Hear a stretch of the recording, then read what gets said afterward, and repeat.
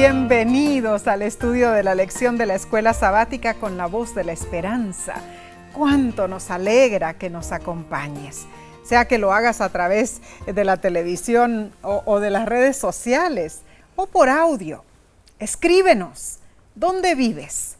Cuéntanos cuándo entregaste tu vida a Jesús. Comparte tu testimonio. ¿Sabes? Oramos para que Dios derrame sus abundantes bendiciones sobre ti y los tuyos. Amén. Así sea. Ahora sí, cada semana saludamos a un país diferente. ¡Qué emoción! En esta ocasión extendemos nuestra sincera salutación a nuestros hermanos y hermanas de una hermosa isla del Caribe, a la cual le dicen la llave del Golfo o la perla de las Antillas. ¿A cuál isla me refiero, chico? Bueno, al hermoso país de Cuba. Hace unos años, ¿no es cierto, Omar? Tuvimos el privilegio de visitar 17 ciudades en Cuba. ¡Ay, qué hermoso lugar! Nos enamoramos del lugar y de la gente. Y recuerdo, Omar, sí, comimos congrí, comimos tostones, muchas frutas locales de allí. Nos movimos a lo largo y ancho de la isla con una guagua, ¿te acuerdas? Sí, un bus. Vimos máquinas, fotingos, visitaxis y cocobanes. Sí. Nuestros hermanos y hermanas nos acogieron con amabilidad y sonrisas. Fue en verdad una experiencia única. Hermoso lugar. Hoy les saludamos con cariño. Oramos por cada uno de ustedes allí en Cuba. Dios les bendiga ricamente. Amén.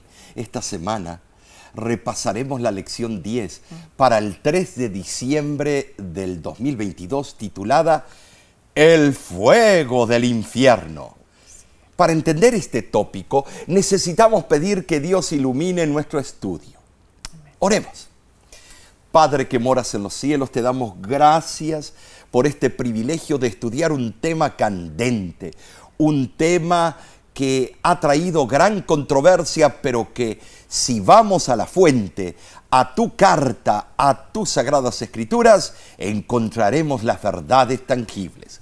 Bendícenos, que todo lo que hagamos y digamos sea para honra y gloria tuya. En el nombre de Cristo Jesús. Amén. Amén. Bien, el versículo para esta semana se encuentra en 1 de Tesalonicenses capítulo 5, versículo 21 y dice, está cortito, examinadlo todo, retened lo bueno. Es importante discernir cuidadosamente para distinguir entre lo falso y lo verdadero, ¿no es cierto? Sí, es. Dios ha dado claras pruebas para notar la diferencia, hermanos. Toda escritura verdadera debe enaltecer a Dios. Y además, el resultado o fruto de la enseñanza de la escritura debe ser bueno y fidedigno. Ahora, el tema del infierno es a menudo un tema de infinito horror. Esta semana consideraremos las siguientes preguntas. ¿Por qué es tan importante estudiar el tema del fuego del infierno? ¿Cómo las ideas preconcebidas y las suposiciones humanas colorean nuestra visión del destino de los impíos? ¿Qué dice sobre la naturaleza humana el desear que los malvados sean torturados para siempre? ¿Cómo refleja esto la voluntad del enemigo en el gran conflicto?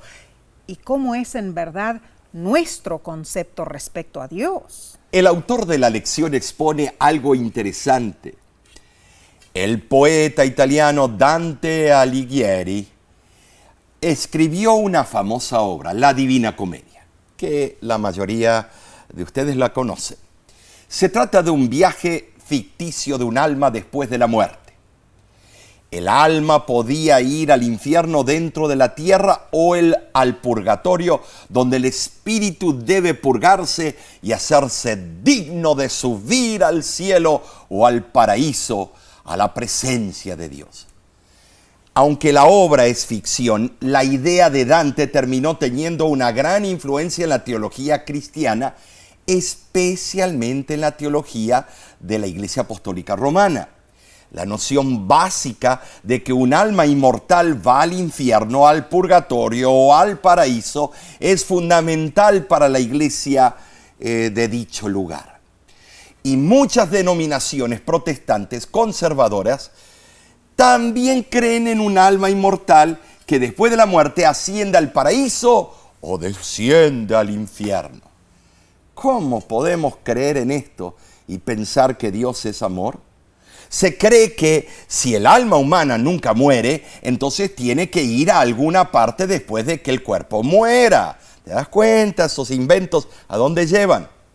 En resumen, la falsa comprensión de la naturaleza humana ha llevado a terribles errores teológicos. Los destinos eternos de los justos y los impíos se describen en marcado contraste en la Biblia. Los justos recibirán la vida eterna. Los impíos experimentarán el doloroso juicio de condenación de Dios y serán totalmente aniquilados. La gran mentira del castigo eterno y del sufrimiento perpetuo de los impíos en el infierno se basa en el engaño diabólico, sí, expresado en el jardín del Edén, cuando Satanás dijo, ciertamente no morirás. Omar, al esbozar esa primera mentira, el padre de la mentira, se formó otra gran añagaza. Sí. Cuando mueres, es solo tu cuerpo el que está muerto, no tu espíritu. Ay, ay, ay. Siendo así, si uno tiene un alma inmortal o un espíritu que no puede morir, un pecador deberá ser castigado eternamente por Dios en un tortuoso infierno de fuego. Esta horrible forma de pensar presenta a Dios como un monstruo, como un tirano. Es verdad, Sí. es verdad. Otro maléfico invento que es muy popular engaña a la gente al darles, yo diría, Nesí, la falsa esperanza de que podrán pasar por un proceso de purificación después de la muerte, algo que culminará con su rescate y otorgamiento de la vida eterna. Una idea prestada de los pueblos paganos del norte de África y del norte de Europa. Pero esta mentira elimina la responsabilidad de nuestra acción personal en esta vida. Ah, Nesí, el infierno. Bueno, la mayoría es una blasfemia más que un punto de doctrina. Sin embargo, la idea de un infierno se hace como un desagradable pensamiento en el fondo de la mente de muchos. La salvación llega a ser por obras. Se preguntan, ¿será que ahí terminaré si soy malo? ¿Sufriré una eterna pesadilla cuando muera? ¿En qué debo creer? Esta es una eficaz y perfecta artimaña de Satanás para asustar a la gente. No se requiere mucha imaginación para que se tema los espantosos horrores del infierno. No es de extrañar que muchos hayan enloquecido, aterrorizados ante la idea. Pero Omar, ¿es correcta esta imagen del infierno? ¿O es producto de la imaginación del hombre? Esta semana trataremos con algunas de las teorías que no son bíblicas sobre el infierno. Pero también estudiaremos cuidadosamente la visión bíblica sobre este tema y sobre lo que sucede después de la muerte. Bien, analicemos la lección del domingo 27 de noviembre titulada ¿Gusanos inmortales? ¡Ay, qué bueno! Fue un tremendo título para una película. Wow. Leamos Isaías 66, 24. Y saldrán y verán los cadáveres de los hombres que se rebelaron contra mí, porque su gusano nunca morirá, ni su fuego se apagará, y serán abominables a todo hombre. ¿Saben? Sí, esta aterradora escena metafórica retrata un campo de batalla donde los impíos están muertos Ok. sobre la tierra. Los cuerpos no son consumidos por el fuego, son descompuestos por los gusanos. Oh, O quizá primero por los gusanos y luego por el fuego. Ok. Sí. Ok. Bueno, de cualquier manera, no hay referencia a una supuesta alma que escapa a la destrucción del cuerpo y vuela al infierno. No lo hay. Qué espantoso Ay, habrá no, sido no. para el profeta Isaías ver esa escena, Omar. Oh. Pobrecito, habrá tenido pesadillas después. Sí. Pero ¿qué quiere decir la expresión su gusano nunca morirá? Bueno, en el contexto de Isaías capítulos 65 y 66, los malvados son los que se rebelaron contra Dios. Esos capítulos mencionan 4 eventos importantes. Número 1, la acción divina en favor de su pueblo. Sí, así es. Número 2, la destrucción de los impíos. Así es. Número 3, la salvación del remanente. Y número 4, la restauración del mundo. En esta sección del libro de Isaías, Dios explica claramente que Él destruirá a los impíos. Así es, Nesí, ¿sabes? Pero el énfasis no está en un castigo eterno, sino en una destrucción total. Muy cierto. En Isaías capítulo 65, versículo 12, Dios dice que degollará y destinará a morir a los impíos. El versículo 16 dice explícitamente que serán muchos los que Jehová matará. Además nos explica Isaías que quienes tendrán gusanos que no morirán y fuego que no se apagará son cadáveres de los hombres. La palabra cadáver en el hebreo es pechgeher, que se usa para referirse a cuerpos de personas o animales muertos y significa cadáver, resto mortal o carroña. Entonces, Nesí, viendo esta mentalidad judía sobre la destrucción, en realidad esto no hace referencia a personas que sufren estando vivas, sino más bien a restos de personas muertas. Interesante. Interesante eso. Sí. En primer lugar, debemos notar que la descripción es física, Omar. Sí. Estos malvados se ven y tienen cuerpos físicos. O sea, los gusanos no se alimentan de las almas o de espíritus inmateriales de ninguna manera. Eso es correcto, qué buen punto. No lo había visto de esa manera. Sí. Eso es correcto. En segundo lugar, en ninguna parte de la Biblia hay un texto que presupone que estos gusanos están dotados de inmortalidad. Ay, por favor, qué horrible. Entonces los gusanos siguen creciendo y llegan a ser del tamaño del Titanic. Los gusanos no reciben el don de la vida eterna. No, por favor. Muy buen punto, Omar. Y en tercer lugar, hermanos, esta imagen de gusanos que comen los cadáveres de los impíos es una metáfora de la misma índole de la imagen del fuego que nunca se apagará. Así es, esa es otra cosa. Pensamos que en la tercera dimensión o la cuarta hay un lugar de tormento. O sea, Dios es amor, pero tiene ese lugar de tortura. Ay, ay, ay. Cristo aludió a esa idea. Cuando dijo en Marcos 9:48, donde su gusano no se muere y el fuego nunca se apaga. Entonces mencionó también sobre los gusanos que no mueren.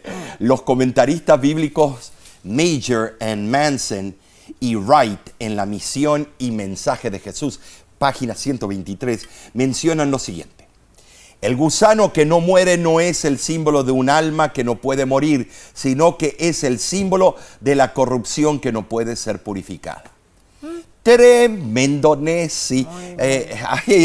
Si no entendemos esto. Certero comentario. Claro. Vemos en el versículo 43 de Marcos 9 que se presenta la vida en contraste con el infierno, el fuego inextinguible. Y en Romanos 6:23, hermanos, y en muchos otros textos, la vida está en contraste con la muerte. En Juan 3:16, el contraste es entre la vida eterna y la perdición. Jesús parece presentar el mismo contraste aquí. El fuego que nunca se apaga está en convergencia con el gusano que no muere. O sea, es una expresión equivalente. Interesante, Omar, porque pareciera irrazonable, ¿no?, que los gusanos puedan proseguir su obra de carcomer a los cadáveres en la presencia del fuego, ¿no? Yo no he visto gusanos que aguanten el fuego. No, yo tampoco. En verdad, la palabra gusano es colex. En el original, ni aún remotamente justifica la explicación popular que asemeja a un gusano con un alma. Wow. Ay, por favor, no. Y este es un hecho que es reconocido por casi todos los comentadores bíblicos, sin importar lo que piensen en cuanto al estado del hombre en la muerte. Interesante. La lección explica que el énfasis es que los gusanos no dejan incompleta su tarea destructiva. O sea, los gusanos continúan devorando los cuerpos de los impíos hasta que esos cuerpos son completamente destruidos. Ay, hermanos, pareciera que esto es todo negativo, pero no todo es una escena horripilante. Porque Isaías, capítulo 66, versículos 22 y 23, describe a los fieles hijos de Dios morando gozosamente en los nuevos cielos y la nueva tierra y adorando a Dios. La verdad es que los destinos de los impíos y los santos son sumamente contrastantes.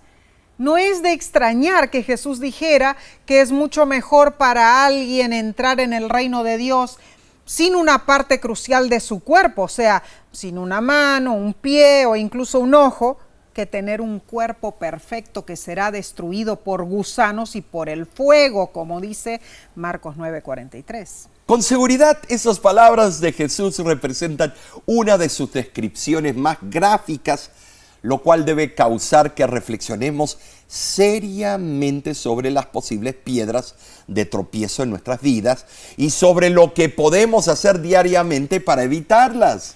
Y esto es muy cierto. Al final, hermanos, seremos totalmente salvos o totalmente perdidos. No hay término medio, Omar. No hay término medio. No lo hay.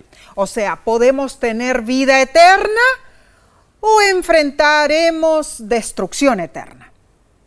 La pregunta es, ¿qué elegirás, hermano? ¿Cómo debería esta realidad, o sea, la vida eterna versus la destrucción eterna, impactar tu elección hoy? Deuteronomio 30:19 te invita. Escoge la vida para que vivas tú Amén. y tu descendencia. Amén. Continuaremos con la lección del lunes en unos segundos. Volvemos enseguida.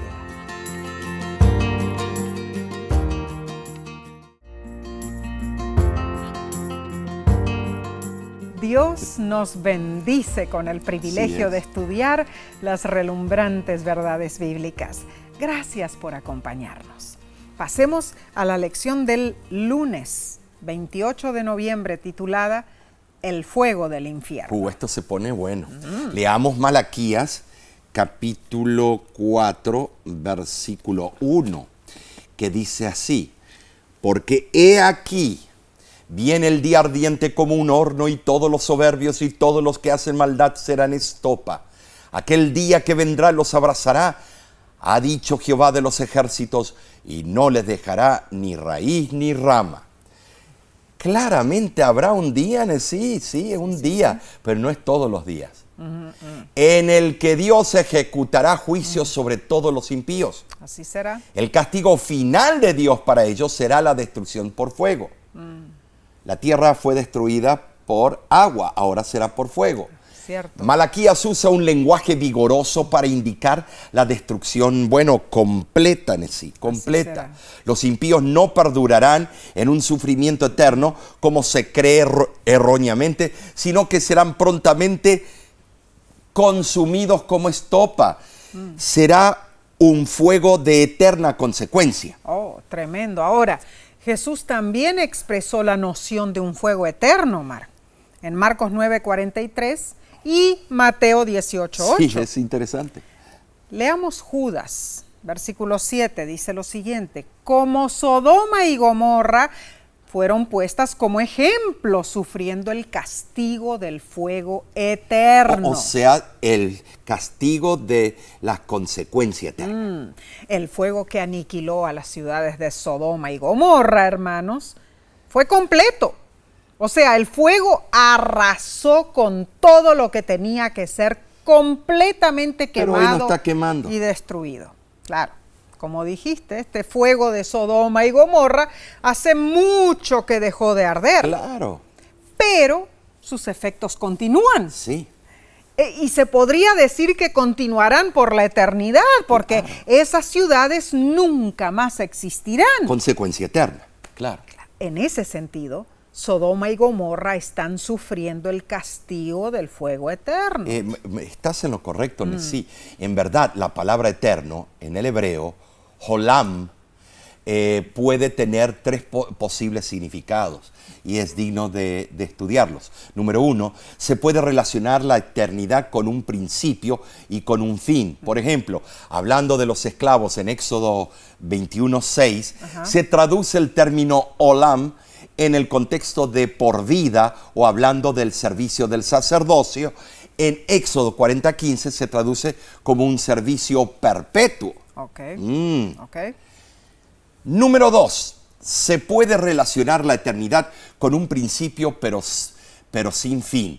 Por ejemplo, eterna es la vida de los redimidos que comenzará cuando Cristo regrese y será sin fin. Marcos 10:30 y Juan 3:16. Y número 3, se puede relacionar la eternidad con algo sin principio y sin fin, como algo que todo le pertenece a Dios. Primera de Timoteo, capítulo 6, versículo 16. Ahora, sí, debemos recordar que es el contexto del versículo el que define el significado preciso del término eterno. Eterno, como Dios es eterno. Claro. Bueno, muy bien explicado. Las Escrituras no apoyan el error popular de un infierno que arde eternamente, hermanos. Los impíos no arderán permanentemente. El fuego del último día literalmente los consumirán. Esto vívidamente describe el total aniquilamiento del pecado y los pecadores. Claro. Gloria a Dios. Y así también Satanás, por fin, simbolizado como la raíz y originador del mal, y sus seguidores, simbolizados como las ramas, así es, todos serán destruidos. Bueno, completamente. Ahora, sí, la teoría de un castigo eterno para los impíos tiene serias implicaciones. Cierto. Porque si los malvados son castigados eternamente, entonces el mal nunca sería erradicado. No. Pero Apocalipsis 21 dice: no habrá más muerte, no habrá más dolor, más lágrimas. La lección acertadamente afirma que toda vida humana deriva de Dios. Amén. Salmos 36:9. Así es. Y Dios no se complace en la muerte del impío. No. Ezequiel 33:11. ¿Por qué entonces Dios daría una vida cruel a los impíos para que sufrieran en un tormento eterno? ¿No sería más razonable que Él acabase con su existencia de una vez y por siempre? Cierto.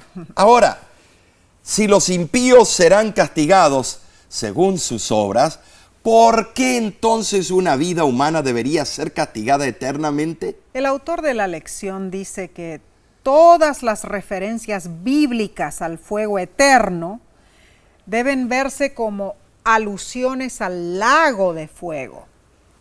Al lago de fuego posterior al milenio de Apocalipsis 20. Y esto lo vamos a estudiar más a fondo en la lección número 13 de este trimestre.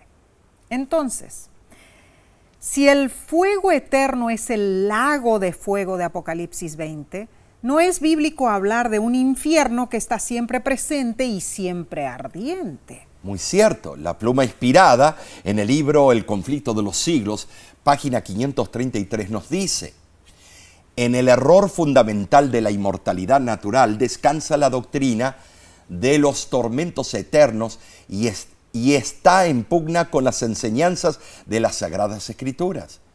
Cuán repulsiva es la creencia de que apenas exhalado el último suspiro, el alma del impenitente es arrojada a las llamas del infierno. ¿En qué abismos de dolor no deben sumirse los que ven a sus amigos bajar a la tumba sin preparación para entrar en una eternidad de pecado y de dolor? Certeras e inspiradas palabras. La lección termina este día con la siguiente reflexión. Considerando cuán horrible es el fuego del infierno, ¿qué nos revela la verdad bíblica relacionada al infierno sobre el amor de Dios? Especialmente en contraste con la idea de un tormento eterno. Bueno, Omar, debemos decir en verdad, Dios no se deleita en presenciar torturas incesantes. No. Dios no se alegra con gemidos y gritos de criaturas sufrientes. No es el carácter de Dios. No son características del amor infinito de Dios. Creer en esta falsa doctrina es permitir el engaño satánico en nuestras mentes. Lo que realmente ocurrirá es que al final Dios simplemente revelará su gloria y todo lo que es pecaminoso y malo no podrá soportarla, porque la gloria de aquel que es amor los destruirá. Los impíos experimentarán lo que en verdad es el infierno, que es separación total de Dios. Muy bien dicho. El infierno es completa inexistencia, es desaparecer por siempre. No olvidemos, hermanos, el infierno es eterno en consecuencia, no en duración. Continuemos entonces con la lección del martes 29 de noviembre titulada Los santos en el purgatorio. Ay, por favor, purgatorio. La Iglesia Apostólica Romana sostiene que los muertos que no merecen ir al infierno, o sea que tienen nada más pecados veniales, dicen que no están listos para el paraíso. Claro. Pueden ser depurados de sus pecados en el purgatorium, es lo que dicen, para luego ascender al paraíso. Entonces, los vivos tienen que hacer misas y un montón de cosas para sacar a su ser querido del purgatorio. Claro.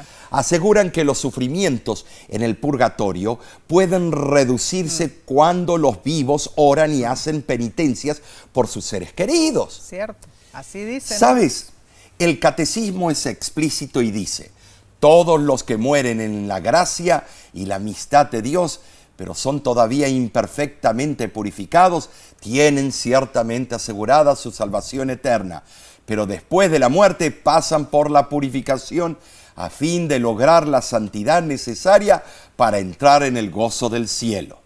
El catecismo también establece que el sufrimiento en el purgatorio puede ser aliviado con más que oraciones. Dice lo siguiente: la Iglesia también recomienda las limosnas, las indulgencias y las obras de penitencia realizadas en favor de los muertos.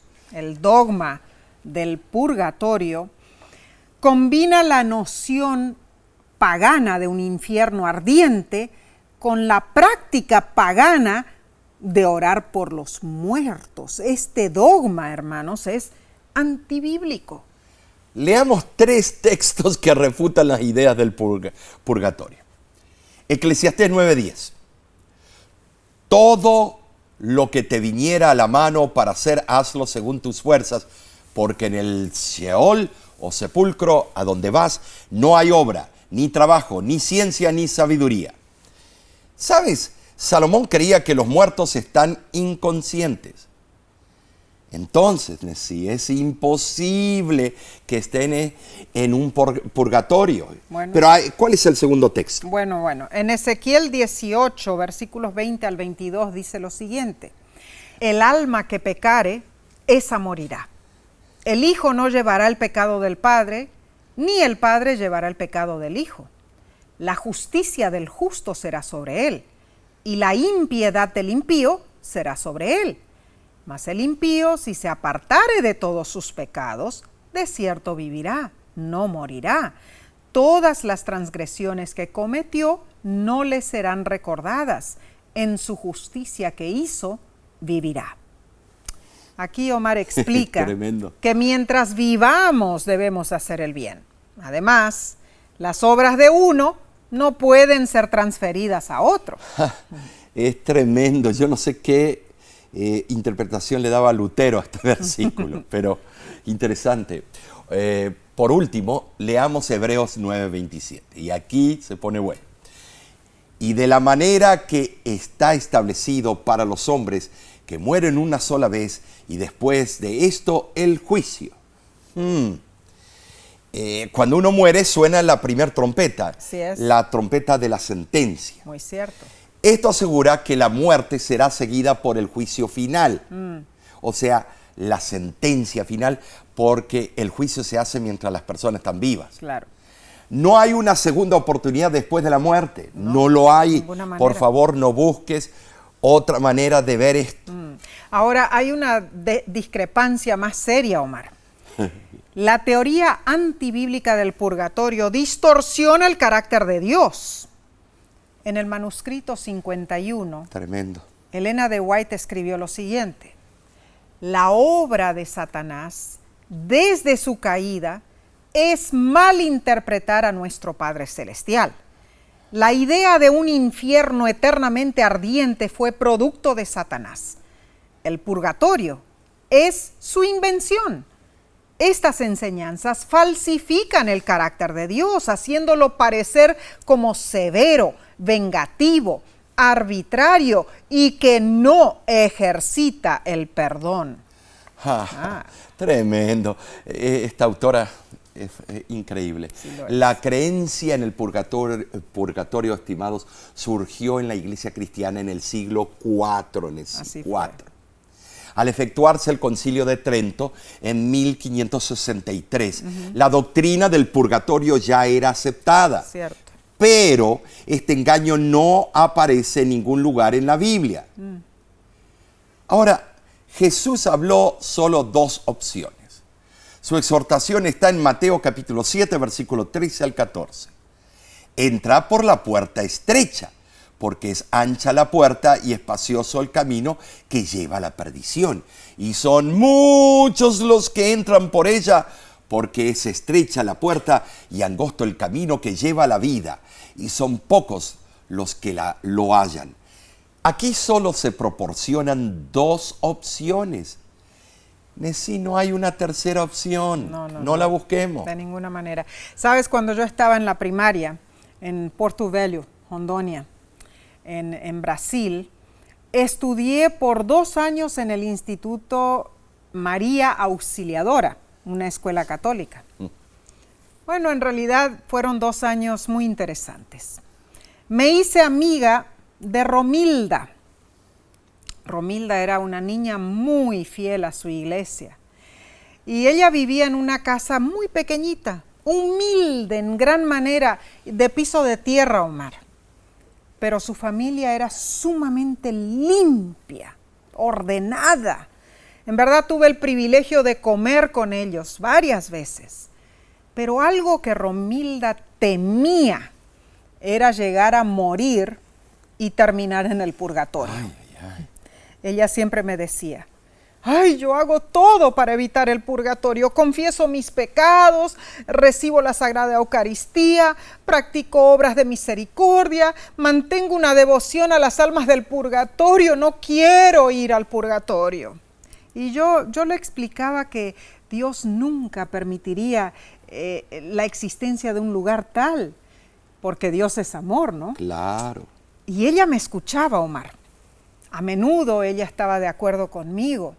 Yo estudié con ella la Biblia, con Romilda, y con mi familia siempre orábamos por ella, por su familia. Ya no he sabido más de Romilda, ya han pasado muchos años. Pero, ¿sabes? Es mi oración que ella haya aceptado las verdades bíblicas y que la pueda ver en la patria celestial, en verdad. Amén. Lamentablemente, así como tu amiga Romilda, hay millones de otras personas que creen en este engaño. Sí las hay. Y fue usado para recaudar fondos también para la iglesia y terminar una tremenda catedral y una capilla. Claro. El purgatorio es una parodia de la justicia de Dios. Sí es. Una fabricación vergonzosa que roba a Jesús de su gloria y honor. Cuán cierto. La sangre de Cristo es suficiente.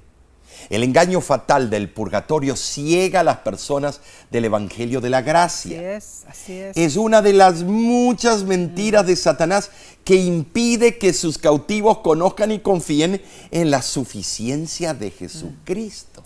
Hermanos, somos bendecidos al tener el conocimiento bíblico y saber que nuestro Dios no es un Dios de odio. No. Él es un Dios de amor. Así es. La Biblia es clara, solo Cristo puede presentarnos sin mancha en presencia de la gloria de Dios, con gran alegría, dice Judas 24. Cuán ciertas son estas palabras, solo Cristo, mis hermanos. Olvidemos esta teoría del purgatorio y tratemos de enseñar con amor a aquellos que tienen esta creencia tan errónea. Bien, seguiremos con la parte del miércoles en unos segundos. Volvemos enseguida.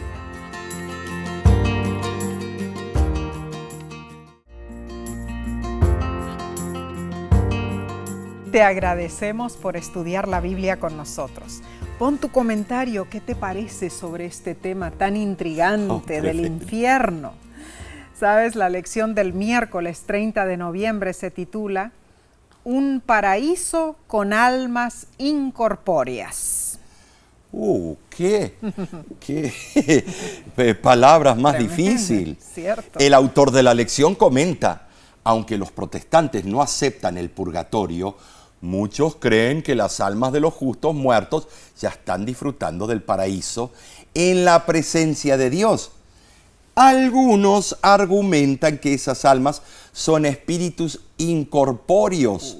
Otros creen que son espíritus desencarnados, pero cubiertos por un cuerpo espiritual de gloria.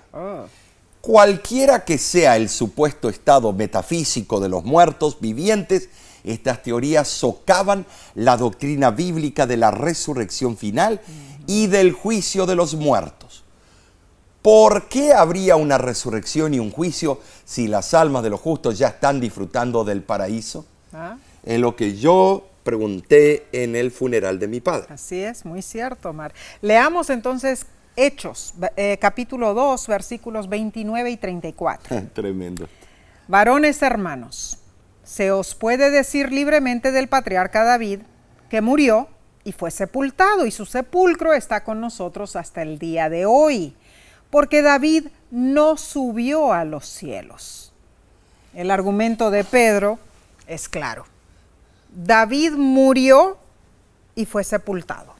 Por lo tanto, la declaración de Salmo 16:10, donde David dijo en forma, yo creo, anhelante, dijo, no dejarás mi alma en el Sheol, no podía referirse a él en el estado de la muerte, ¿no es cierto? Estos versículos del libro de Hechos son evidencia de que Pedro creía que el hombre no asciende al cielo cuando muere. Hermanos, la Biblia enseña que los seres humanos que ya están en el cielo fueron trasladados vivos, como en el caso de Enoc, Génesis 5:24, y Elías, Segunda de Reyes 2, del 9 al 11, o fueron resucitados de entre los muertos, como en el caso de Moisés, Judas 9, y el caso de los que resucitaron con Cristo, Mateo 27, del 51 al 53. Esos versículos son claves, vamos a estudiarlos. En realidad, la tumba, el Sheol, es un lugar de descanso para los muertos. Ellos reposan inconscientemente, esperando el día de la resurrección en la segunda venida de Cristo, cuando su existencia consciente será restaurada.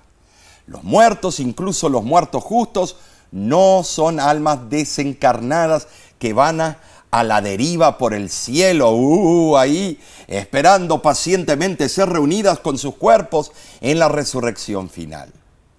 ¿Saben? Sí, para entender esto, tenemos que leer 1 Corintios capítulo 15, versículos del 16 al 18, sí. Y dice así: porque si los muertos no resucitan, tampoco Cristo resucitó. Y si Cristo no resucitó, vuestra fe es vana.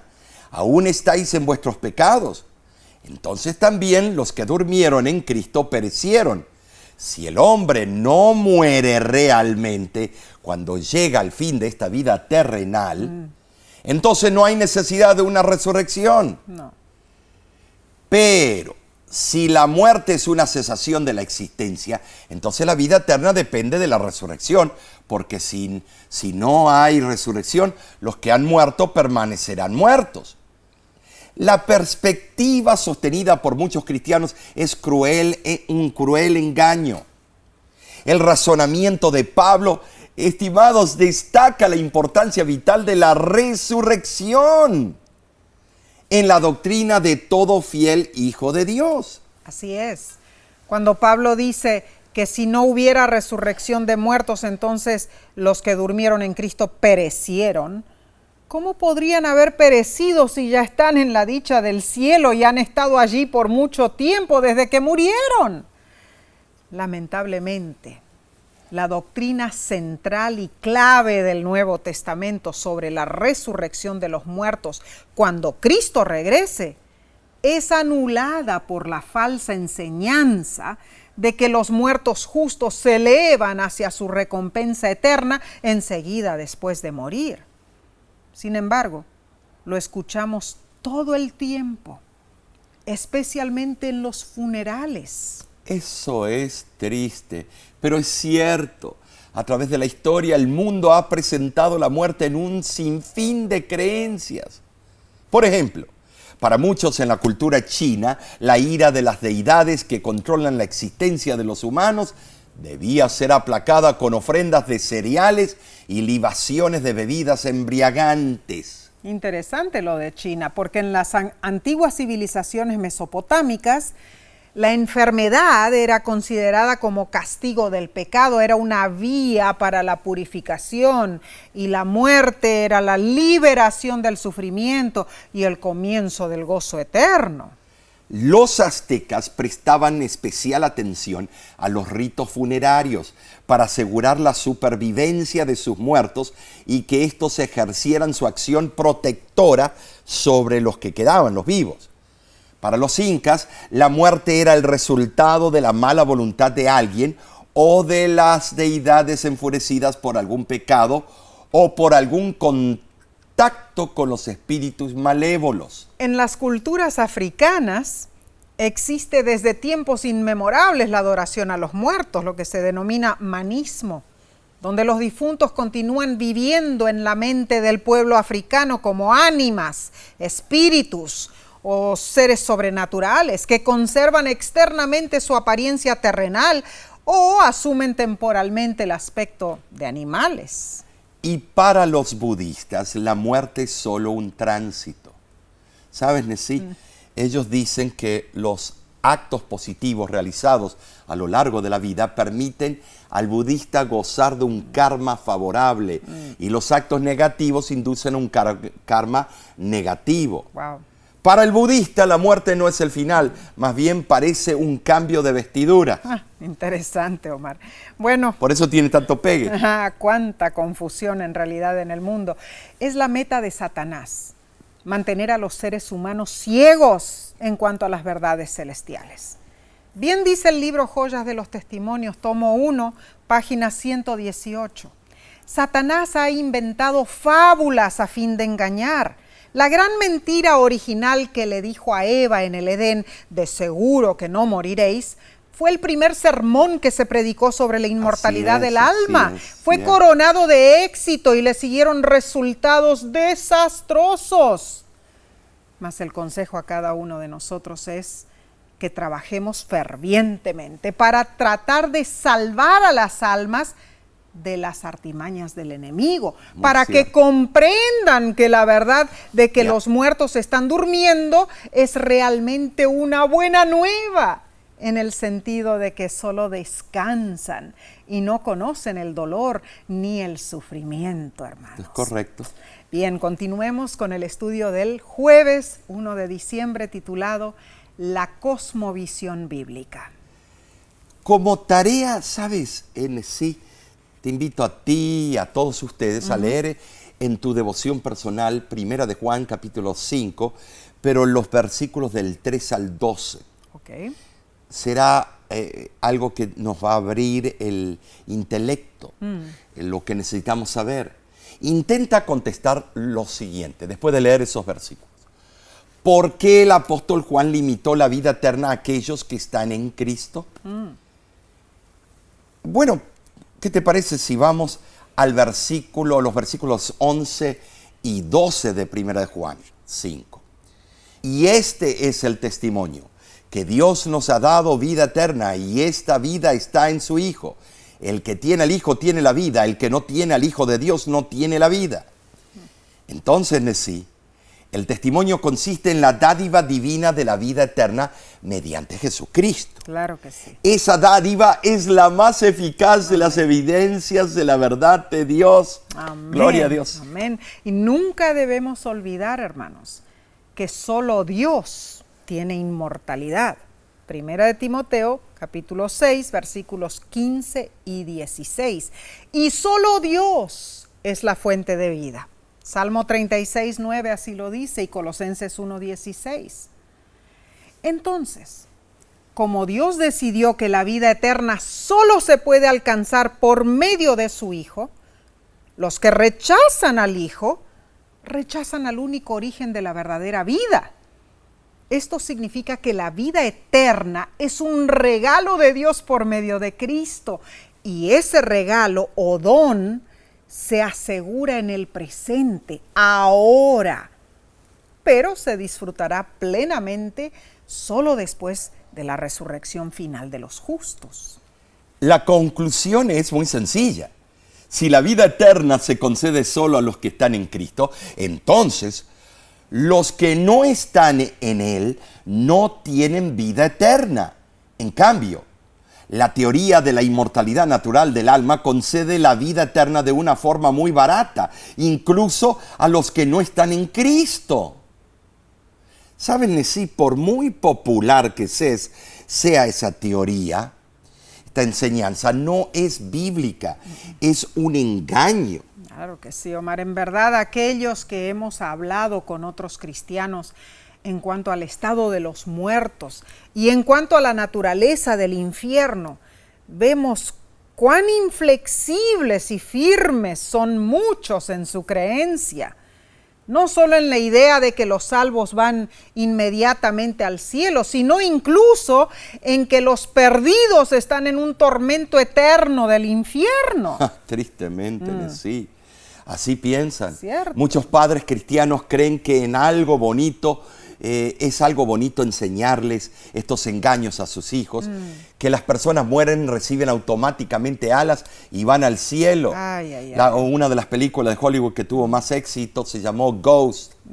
Un hombre muere y vuelve a tener relaciones con su esposa, que está viva. Y me ha tocado estar en funerales y conversar con personas que se han alimentado de tanto odio en contra del difunto, que aseguran sin lugar a dudas que ese difunto se fue directamente al infierno y que anda sufriendo los supuestos tormentos de ese lugar. Wow. Hermano, hermana, no hay duda que la teoría de la inmortalidad del alma fue una de las falsas doctrinas que la Iglesia Apostólica Romana extrajo del paganismo para convencer a los paganos que se unan al movimiento cristiano. Muy cierto.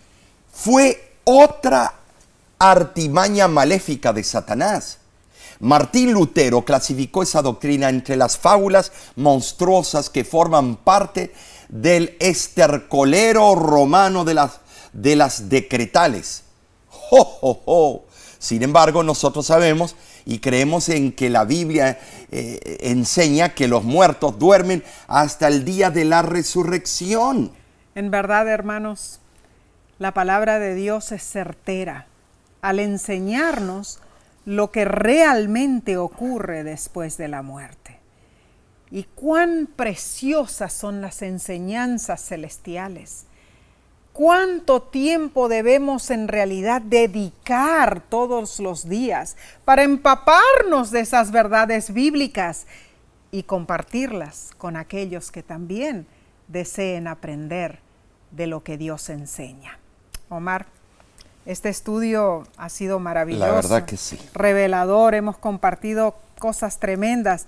Y tú varias veces me dices, ¿no?, ¿qué es más fácil? ¿Estar en una iglesia que te promete que enseguida después de morir vas al cielo? ¿O estar en una iglesia que te promete que te vas a morir y vas a estar ahí en la tumba descansando fría hasta el día final?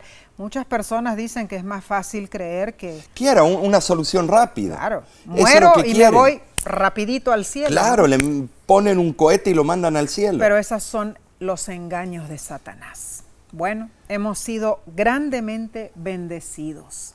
Así que repasemos la lección de esta semana. Vamos a ver lo que estudiamos. Número 1. Vimos que los gusanos no son inmortales. ¡Ay, qué bueno! ¡Qué bueno! Los gusanos solo cumplen con su tarea destructiva. Pero al fin, todos los seres humanos o seremos salvos o estaremos perdidos. Yo, Omar, yo anhelo estar en el grupo de los salvos. Sí, yo no quiero estar en el grupo de los gusanos. ¿Y tú, mi hermano? Número 2. Comprobamos que el fuego del infierno es eterno en consecuencia, no en duración. No en duración. Consecuencia eterna. Así es. Número 3. Estudiamos sobre el dogma engañoso del purgatorio, una fabricación vergonzosa que roba a Cristo de su gloria y honor, que le quita el poder a la sangre de Cristo, Así es. hace que su sacrificio sea imperfecto. El purgatorio es una mentira de Satanás que impide que sus cautivos conozcan y confíen en la suficiencia de Jesús. Así es, Omar. Número 4. Corroboramos con la Biblia que los muertos, incluso los muertos justos, no son almas desencarnadas o incorpóreas que van por ahí a la deriva por el cielo esperando Claro ser que reunidas no. con sus cuerpos en la resurrección final. De ninguna manera. Y número 5, alabado sea Dios, porque solo Él tiene inmortalidad. Amén. Y solo Él es la fuente de la vida. Le voy a dar un secreto. Tú sabes que la palabra inmortal al lado de alma jamás aparece junto con la palabra hombre o él o ella, solamente al lado de la palabra Dios. Gloria a Dios. Hermanos, hermanas, es nuestra oración que la esperanza que atesoramos nos mueva a desear compartir con otros las verdades maravillosas encontradas en la Biblia. Ay, que Tenemos lo que llevar a las personas a la verdad. Claro Algunos que dicen, no, nada más hablemos de Jesús. Pero Jesús, todas estas doctrinas hablan de Jesús. Claro que sí. Estimados, Jesús es más que un sentimiento y un cosquilleo. Jesús es la verdad. Amén. Por lo tanto, el que lo adora debe adorarlo en espíritu y en verdad. Así Estamos sea. estudiando la verdad. Así sea. Así que hemos estudiado en esta semana, fue algo extraordinario, Nessie, porque son tópicos que ha traído grandes divisiones y cismas al movimiento cristiano. Controversias porque se quiso traer las filosofías de los grandes pensadores helenísticos o filósofos griegos, Cierto. incorporarlos a la iglesia cristiana primitiva. Tremendo, Y la consecuencia fue funesta. ¿Por bueno. qué? Se quiso convencer a todos los pueblos paganos, vengan, total, vuestra doctrina es igual que la nuestra. Qué tristeza. Así que, Nessie, concluimos el estudio de esta lección.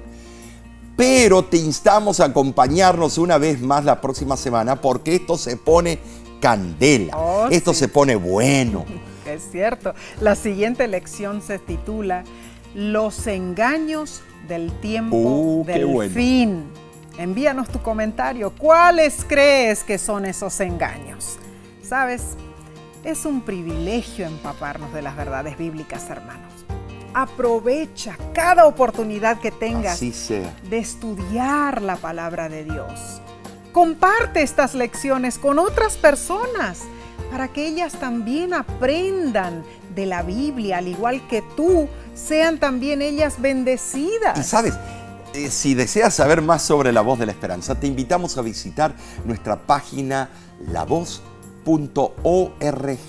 Claro, nos veremos la próxima semana y a ti te decimos con mucho cariño, Dios te bendiga y te guarde. Dios haga resplandecer su rostro sobre ti y tenga de ti misericordia. Dios alce sobre ti su rostro y ponga en ti paz. Y de nuestra parte te decimos hasta la próxima semana.